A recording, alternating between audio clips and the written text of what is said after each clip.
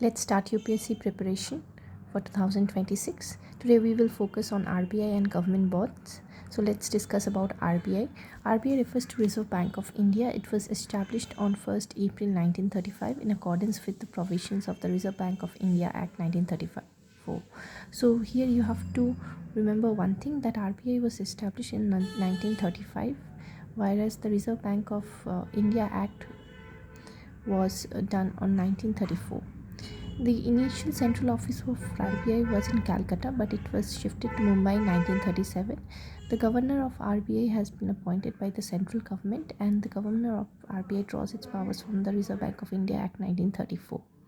The preamble of RBI states that RBI is to regulate the issue of banknotes and keeping of reserves with a view to securing monetary stability in India and generally to operate the currency and credit system of the country to its advantages.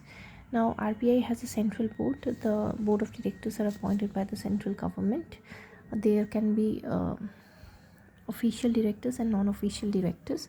Official directors appointed for the term not more than 4 years, and non-official directors can be 10 directors from various fields and 2 government officials.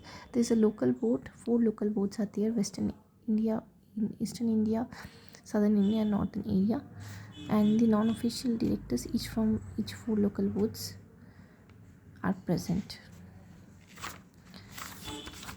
Apart from that, there is a board for financial supervision which was established in 1994 to supervise and maintain the surveillance over the financial system. The board for supervision exercises integrated supervision over commercial banks, financial institutions and non-banking financial intermediaries. Now there are fully owned subsidiary of RBI like RE, BIT, RBIH, DICGS, IFTAS, etc. And institutes funded by the RBI is IIBM like Institute of Banking and Management, National Institute of Banking Management, NIBM, etc. PRAVA is a online portal or web portal which allows entities to apply for regulatory approval, etc. The logo of the RBI contains a tiger as well as a palm tree. The palm tree stands for vitality, purpose and prosperity, whereas the tiger symbols India's rising nationalism and strength. And Reserve Bank of India is written in Devanagari and English on both the logo. Now let's come back to bonds. I have taken this from the Govt website. So Indian government bond yields are influenced by the action of the Reserve Bank of India, action of the US Federal Reserve, as well as inflation of short-term interest rate. A government bond is basically a debt instrument issued by the state and central government of India. Issuance of such bond occur when the issuing authority, that is the state government or the central government, faces liquidity and requires funds for the purpose of infrastructure development. Government bond in India is essentially a contract between the issuer and the investor, wherein the issuer guarantees interest earnings on the face value of bonds held by the investor along with the repayment of principal value on a stipulated date. So government bond can be of different types. It can be fixed rate bonds or floating rate bonds, sovereign gold bonds or inflation index bond or capital index bonds. So let's talk about fixed rate bonds where the interest rate is fixed. Floating rate bonds, as the name suggests, the rate of interest keeps on changing every 6 months. Sovereign gold bonds allow the investor to invest in gold without investing in physical gold. So it and the tax on the interest is also exempted. Like there is no tax on the interest on in sovereign gold and bonds. Inflation index bonds, in both the capital, that is the principal amount, and the interest are accrued with the inflation rates.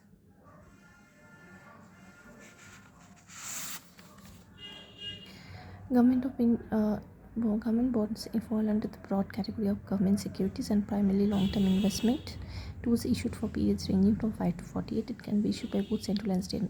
Government bonds issued by the state government are called as state development loans as well.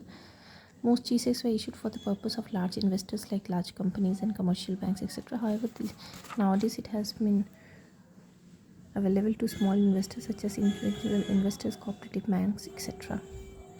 Capital index bonds, whereas only the interest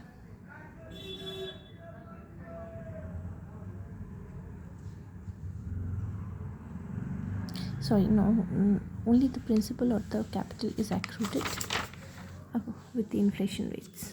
Convertible bonds means there is an option to exchange the bond for equity. It is not inflation index, no. For any wholly owned subsidiary in India, at least 50% of the board members should be Indian nationals.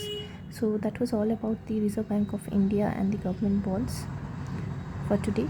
We'll see you tomorrow. Thank you so much. Have a good day.